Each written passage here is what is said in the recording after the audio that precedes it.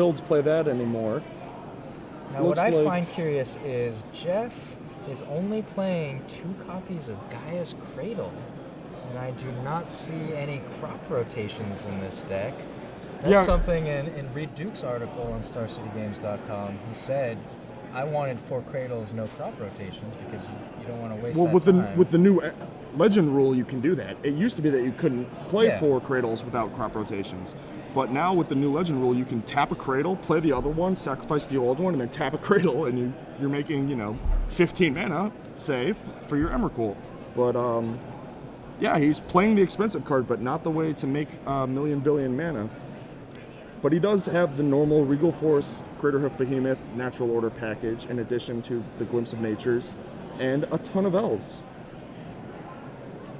And it is a very expensive card now because of the change to the Legendary rule.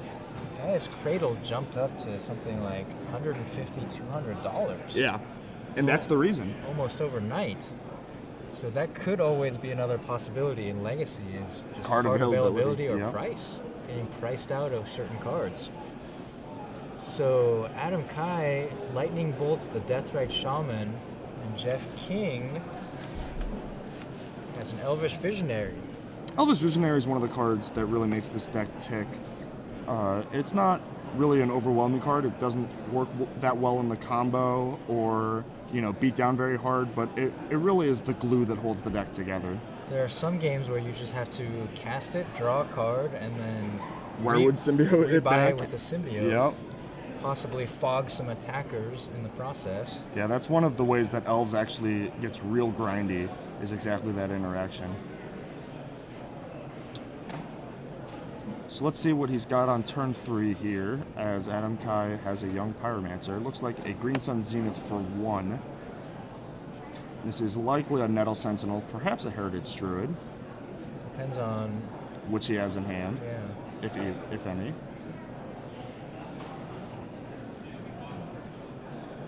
He stopped at 2 different Nettle Sentinels. I don't know if he's looking for his favorite Nettle Sentinel or is going for the Heritage Druid, but he could also be going for the Symbiote because he has the Visionary. Oh, and that is what he's doing. There you go, you called it.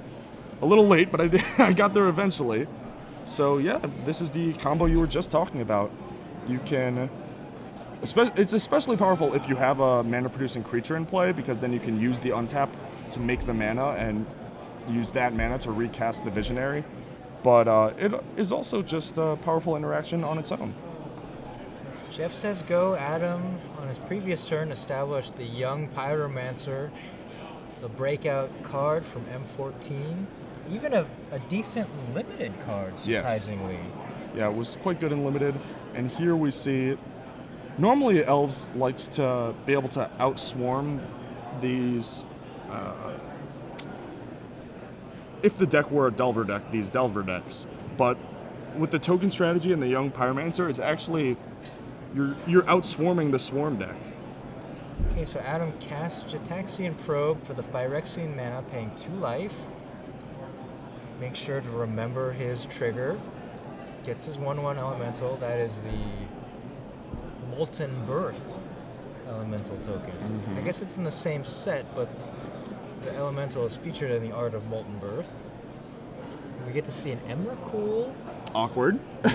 Natural Order. Glimpse of Nature. And the Glimpse. Yeah. So not much action here for Jeff.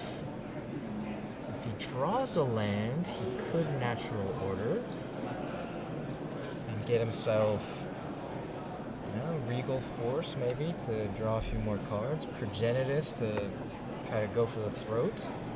That would likely be the line he takes, were that to play out that way, but Adam Kai is going to go digging here.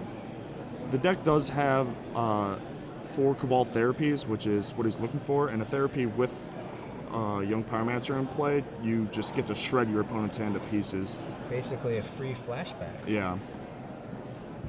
And there you see, we were talking about Adam Kai's penchant for collecting some very high-end cards. That Brainstorm, foil Brainstorm from Mercadian Masks, may even be a foreign version. Yeah. If I know Adam. All foil foreign fetches and black border data duels. Yeah, I believe that may be a Japanese foil rainstorm for masks. And yet, an unfoiled normal young Pyromancer, like he got it off the table Well, from a draft. It's still new. He's got to hunt him down, find his connections in foreign countries and all that. We do and there's the see Cabal Therapy. A foiled Japanese Cabal Therapy.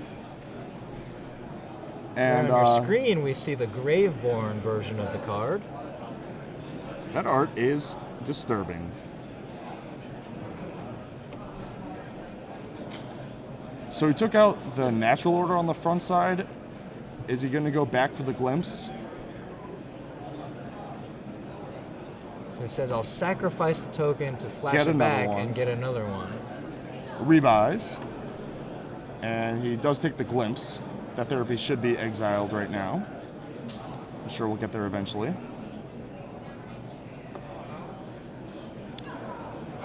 And the Elvis Visionary jumps back into Jeff King's hand so that he can draw him another card.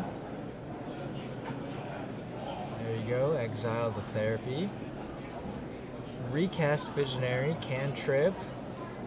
Trying to find something better. That is awkward. I wasn't going to comment on it, but he played his land before playing the Visionary and then instantly drew a Cradle.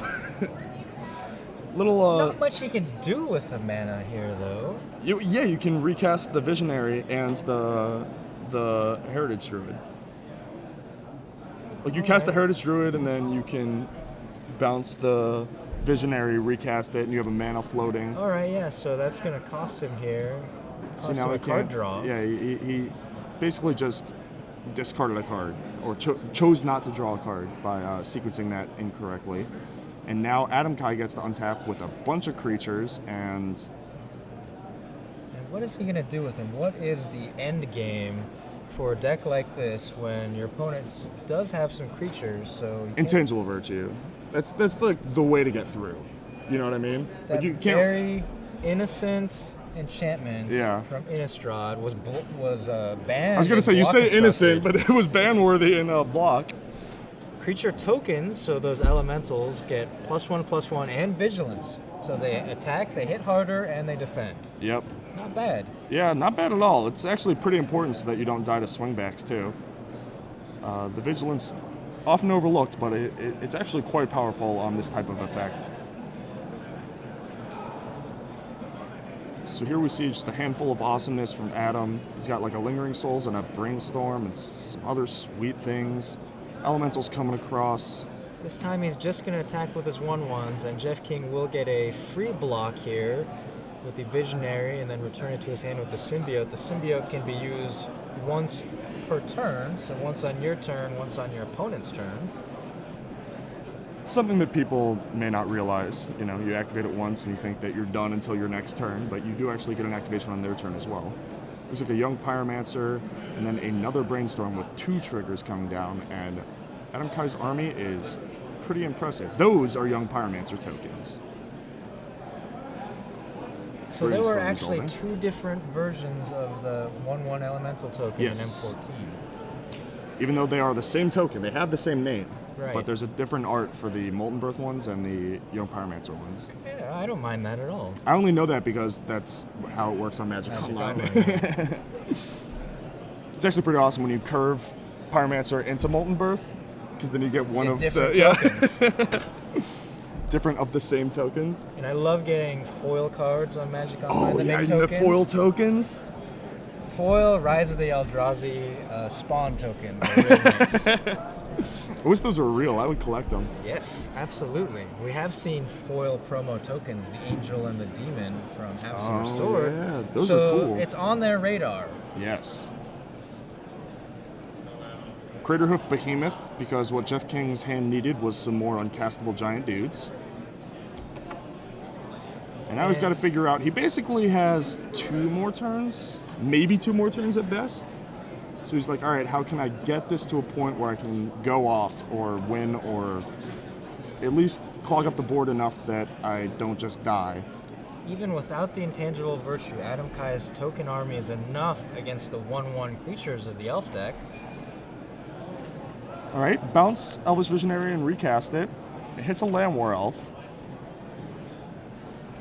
So now he can generate mana off the Heritage Druid. He can actually cast a Craterhoof Behemoth next turn. tap 3 untapped elves. If I saw it right and he has a Gaia's Cradle in his hands, he can actually play a Craterhoof Behemoth giving +5/+5 to every creature in Trample, and it has haste.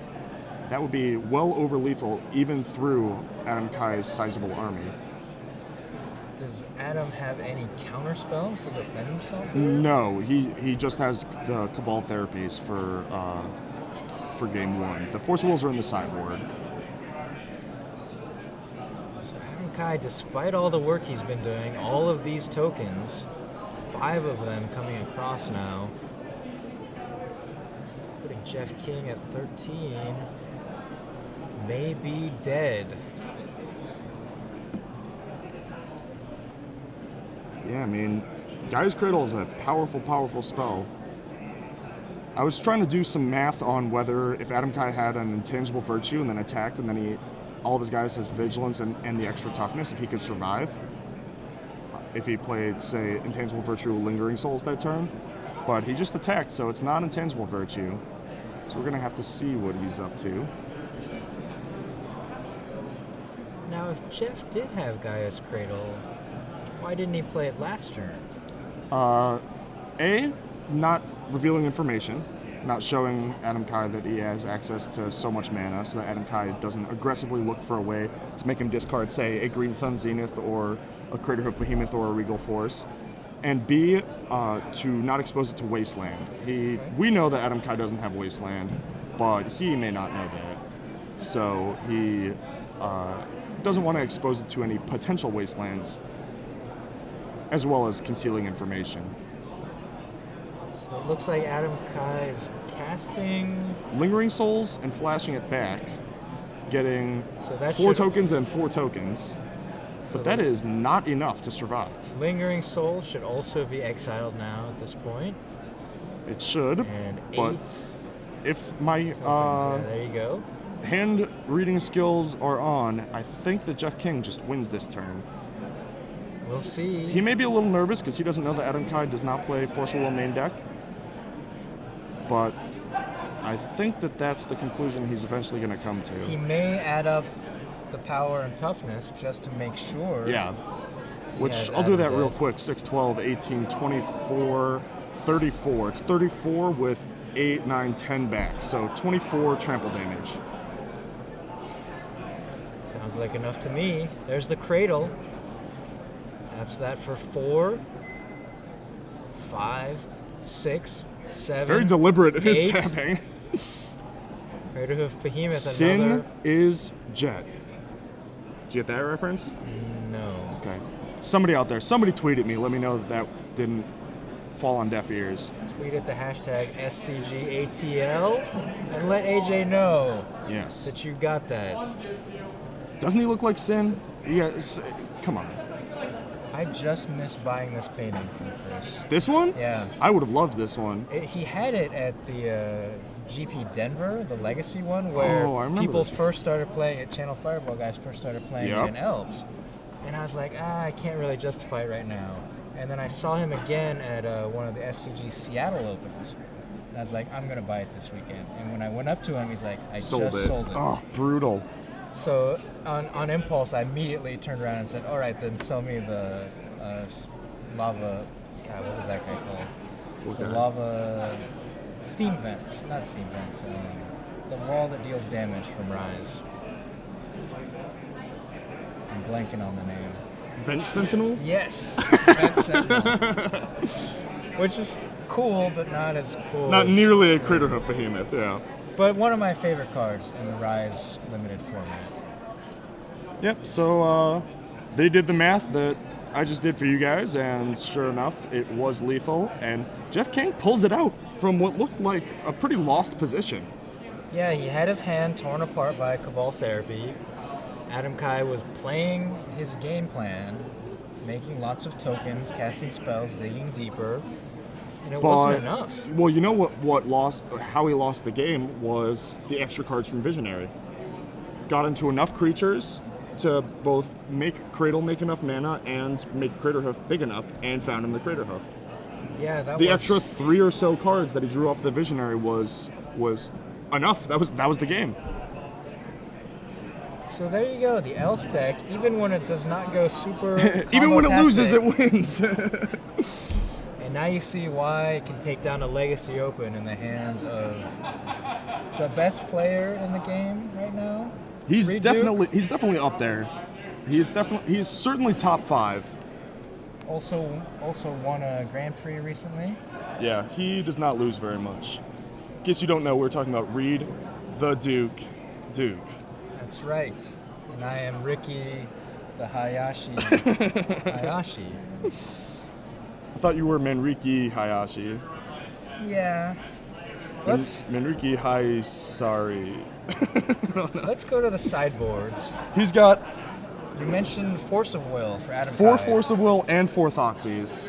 Okay, so more discards, certainly. Probably some amount of, probably all the forces and then maybe the Thoughtseizes. Not sure if they're great. But then Engineered the big one is Plague. Engineered Plague. In case you don't know, Engineered Plague is a 3-mana enchantment, 2 and a black. When it comes into play, you name a creature type. Creatures of the chosen type have -1/-1. So you name God. you name insect. Get that Wirewood symbiote out of here. It shuts down a lot of the elf deck types of draws.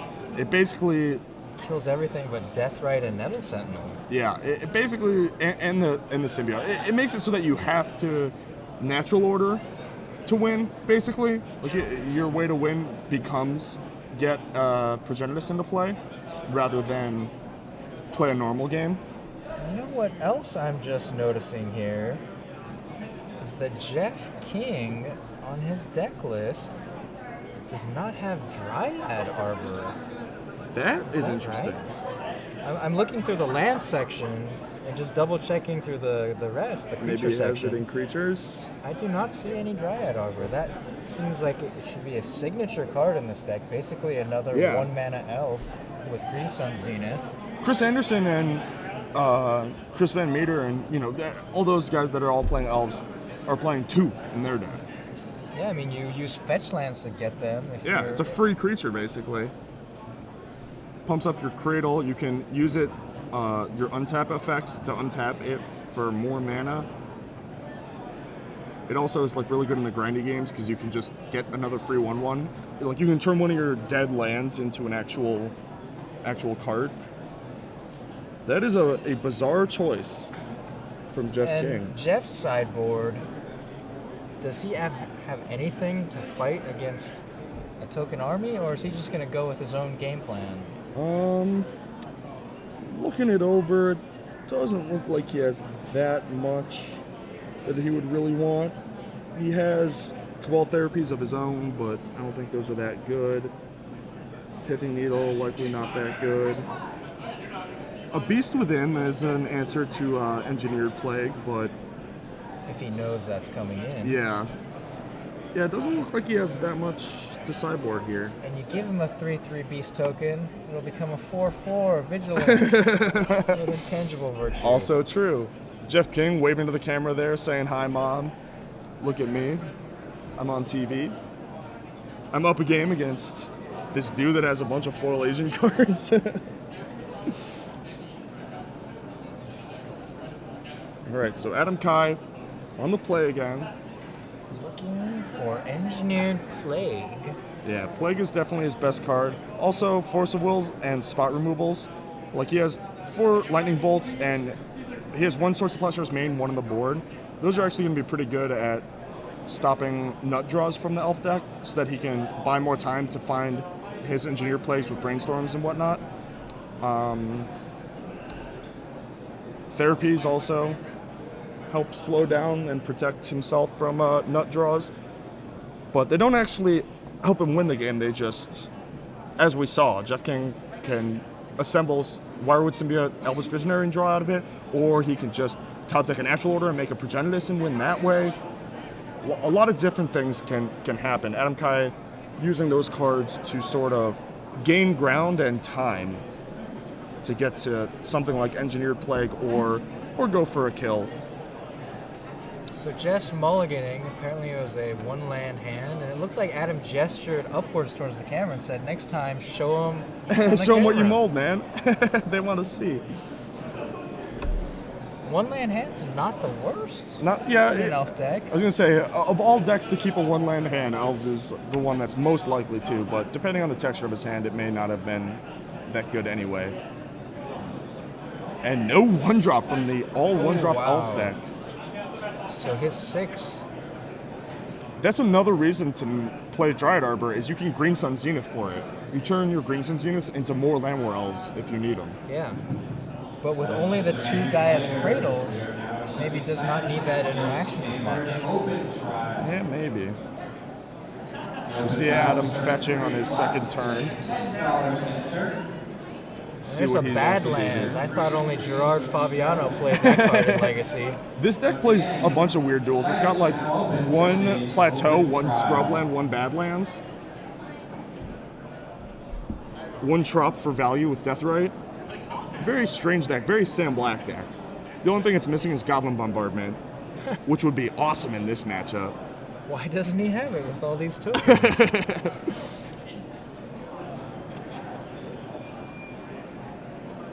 I can't imagine Sam Black didn't have Goblin Bombardment and Blood Artist in this deck at some point.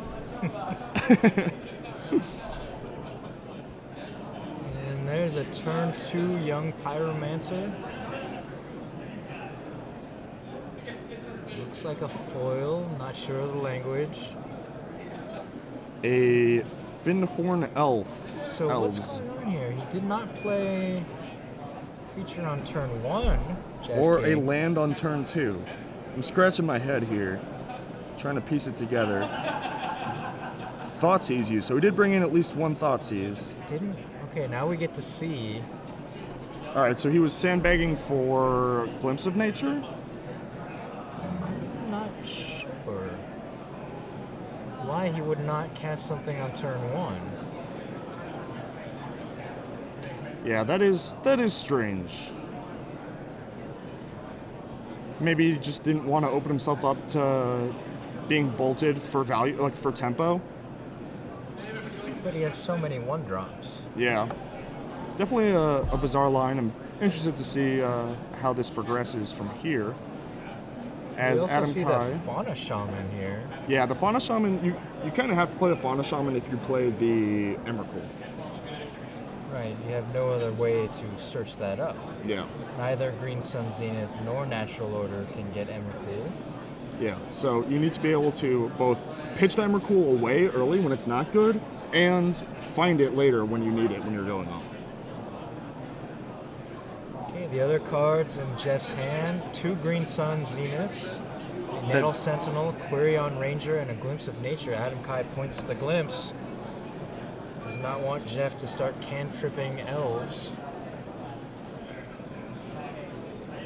Even though he's constrained on mana, a Gaia's Cradle can really turn that around quickly. So As we saw last game. Adam also uses a Lightning Bolt on the elf to deny mana. Remembers his tokens. Building his army. So if nothing else, Jeff King can go Quirion Ranger, return the forest to untap the Quirion Ranger, replay the forest as his land drop, and then play, say, the Nettle Sentinel. Alright, Quirion Ranger, return a forest to your hand to untap target creature. He does that. He's not played a land yet, so he plays his forest. Deathrite was the draw for the turn, and that seems a little better than the Nettle Sentinel. Adam Kai providing plenty of fodder in his graveyard. Yeah.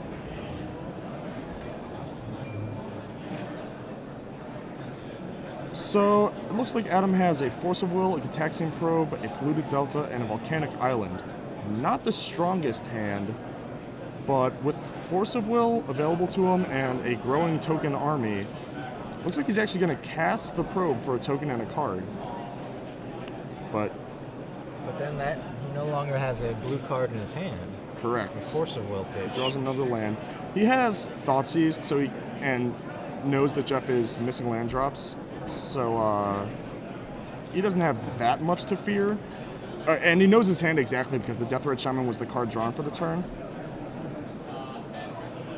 And then next turn, Adam Kai can play his 5th land and have Force of Will up hardcast if need be. No, that's the alternate cost.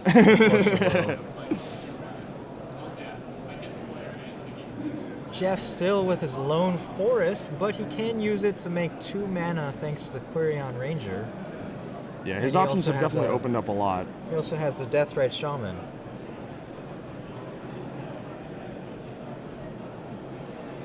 I guess Adam only has 1 fetch land in his graveyard, so the Deathrite can't actually be untapped for an extra mana. Jeff started off with a fetch land, though. He should have a Misty Rainforest. Oh, yeah, then he could have made another mana this turn, if he wanted. Don't know if he actually would have wished to do so, but... Okay, so what's this going to be here? Green Suns for 1. Like, this could be a Green Suns for 2 for Visionary with the Symbiote in play. And I think that might have been a decent sequence. Yeah, that's what I was thinking. Heritage Druid, he now has a critical mass of 3 elves. Although the Deathrite is tapped this turn. Yeah, that like he could also have done that the other way and untapped the Deathrite.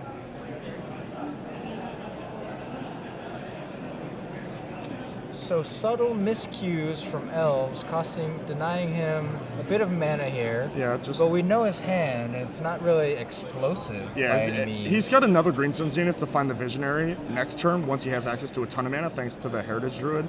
So it kind of makes sense what he's doing. And Adam Cat draws a Snapcaster Mage, which is pretty good with Lightning Bolts and Thoughtseize in the graveyard. Yeah. But it does take him off of Force of Will mana if he wants to do it. The Wirewood Symbiote is live. Yeah, well, that would be the target for the Lightning Bolt, certainly.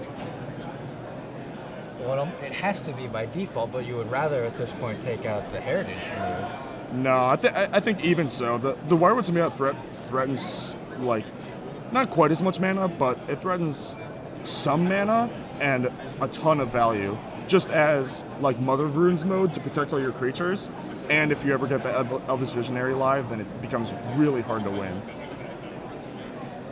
So now it's Nettle Sentinel time. And this is the signature mana engine for elves ever since Pro Tour Berlin 2008. Which my first Pro Tour. Luis Scott Vargas took down with this interaction. His first Heritage Pro Tour Druid tapping 3 elves to make 3 green mana, and then when you cast a green spell, it's going to untap the Nettle Sentinel. So which gets you a third of the way to another Heritage Druid activation. At some point you get a second and maybe even a third Nettle Sentinel, and then you go off. That's what this deck does. It also uses Glimpse of Nature to be drawing cards during this sequence. There's a Fauna Shaman.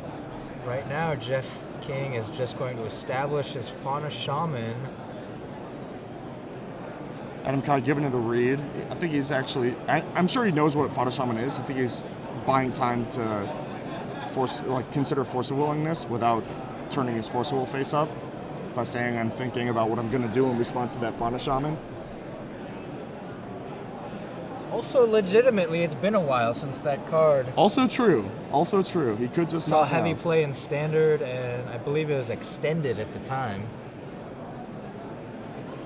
Fauna Shaman discarding Vengevine. That was a good one. So, Quirion Ranger, untap to forest, return to forest to untap the Birchlow Rangers, which gives Jeff King the 3rd elf required to tap for 3 mana. Uses Quirion Ranger, uses Wirewood Symbiote, bouncing the Birchlow Ranger, recast it, untap the Nettle Sentinel, so he's got 2 floating and the land drop 3. He's got 6 available to him. Thank you. Jeff King giving us a die to indicate 5? the Did I green miss mana. an activation there? So he activated once for 3, then returned the Birchlow Ranger, right, and then recast it. And then he added another 3. So he's got 5, potential of 8, 9. Is that right?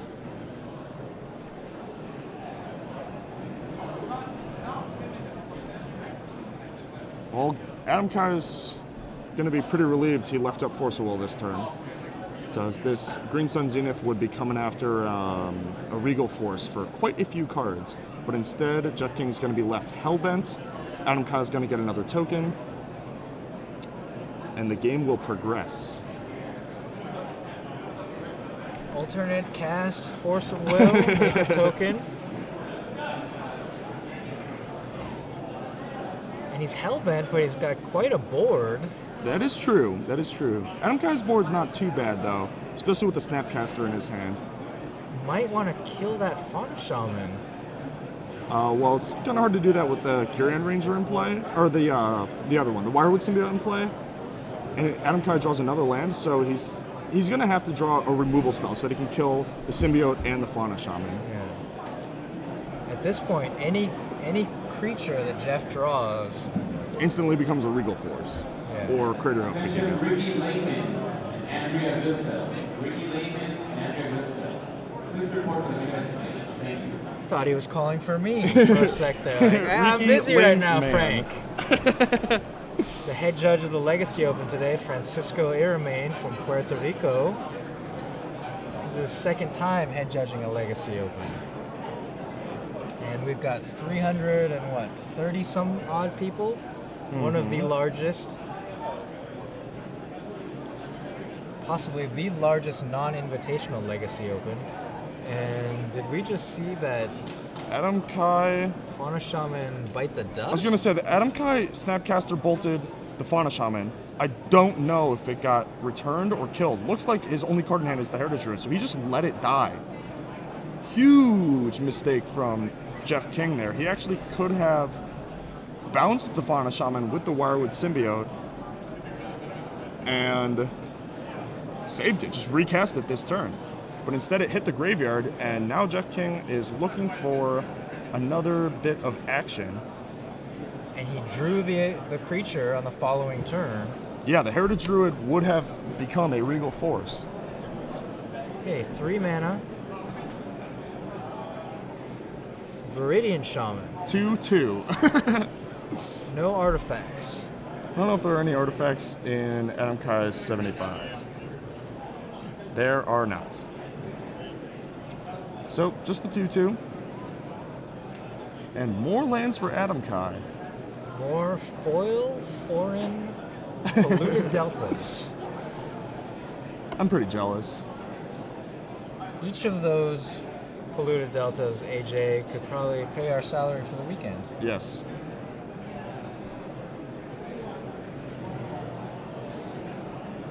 What's going on now? Tapping. Is he attacking? Oh, he's Death Riding. He's using Birchlore Ranger's ability to make a black. Tap 2 untapped elves, make a mana of any color. Okay, so eating away with the Deathrite Shaman. Exiling spells. And yeah, if he had had that Deathrite available on the turn where Adam tried to use a Snapcaster. Yeah. Yeah, Snapcaster certainly should have gone. Ooh, Azuri. That is. Let's get that on the screen here. We do not see that very often. Is even he from a the renegade Elves decks. leader? Yeah. Is that what he is? Azuri, renegade leader. He casts Overrun for elves, right? Yes. That is a large game. His other ability, I think, is a green regenerate an elf. There we see it on screen. Regenerate another elf, so he can't regenerate himself, but sure enough, he does cast Overrun for elves. So not the Wirewood Symbiote. Yeah, the Wirewood Symbiote would have to stay home. And He doesn't get to join the fray. Even with this token army, Adam Kai now facing down an Overrun effect. But this whole time, Jeff King has been working off of one forest, so even if he activates the Overrun, it's not going to be as much damage because Yeah, he's he got has to use a bunch some of his creatures for elves it. to make the mana. Adam Kai, But even if Adam Kai tried to gang block one of them down, you could just use the other ability and regenerate it. all right. So you can Overrun and attack with 2 elves. and it's probably profitable. Kai really needs to find one of those engineered plagues to get himself back in this game. Yes. Passes the turn. He spent that turn. Deathrite something else. Why does Jeff King keep tapping his Nettle Sentinel instead of another elf that'll just untap instantly? That is, I mean, you want to tap your Nettle Sentinel because it's quote free, but it's actually free to just tap another one. Now his Nettle Sentinel is tapped. He has to cast a green spell. Right. Instead of being able to say attack with it because you activate the overrun ability. So used to tapping that Nettle Sentinel for mana with the Heritage Druid when you're going off. Yeah, maybe. because when you're tapping the Nettle Sentinel for mana, you're casting a green spell, so it auto untaps. But he's tapping it for the Versatile Ranger activation to make black mana for the Deathrite Shaman. So he casts another Deathrite Shaman and does untap the Nettle Sentinel. We'll see if that serves as a reminder to Jeff King. Well, that it was the second turn he did that, so I think he's going to continue to, but we'll see. Says go. Looks like he passes. Does not want to try and overrun and force damage in. Doesn't feel like he has the critical mass yet. What he really needs is a Gaia's Cradle so that he can make the mana without tapping his elves. Cradle would be a big game. But Jeff King doesn't realize how much pressure he's under. He thinks he's got all the time in the world to build up and make sure that his overruns are profitable and that he's not getting killed on the crackback, etc., etc. But he doesn't realize that he's actually on the clock of when Adam Kai can find an engineered plague. Because he does have 2 copies of it and multiple cantrips in his deck. I can't wait to see what version of Engineered Plague it is. Yeah, same. We do see the Nettle Sentinel tapping. If I had to guess for Adam Kai, it would be Foil Foreign 7th Edition. Yeah. Because there's like only one of those, right? Like they're very rare. Probably a couple of editions. I think Japanese would be the most valuable. Japanese foil. But that art, I mean, edition, for 7th edition wasn't used again, right? Cradle! Oh, wow. 2, 4, 6, 8, 10 mana. That's 2 overruns. 2, 4, 6, 8, 9. It says you cast. It's 9. It's 8, actually. Look at this. We have the foil, Judge Foil Gaia's Cradle for you on the screen to show you with the little star symbol. A card that went up in value with the new Legend rule. You can, if you have another Cradle in your hand, you can tap the Gaia's Cradle for a bunch of mana, play a second one, choose to keep that new copy, sacrifice the tapped one, and then tap the new one for mana again. 10 mana. 10 green mana for all of my creatures. We'll see if he just overruns twice. Yeah, it looks like he plus is. 6 plus 6. Do you hold back some number of elves? No, this is overwhelmingly lethal. That's the game. That's it. Adam kind of sorts the Plowshare or something, and Jeff King goes, "I'm still attacking with everybody, man." They're all coming. They're all 7/7s. And Jeff King takes it down. Despite some maybe inexperience with the deck, the effects are so powerful that you just win games out of nowhere.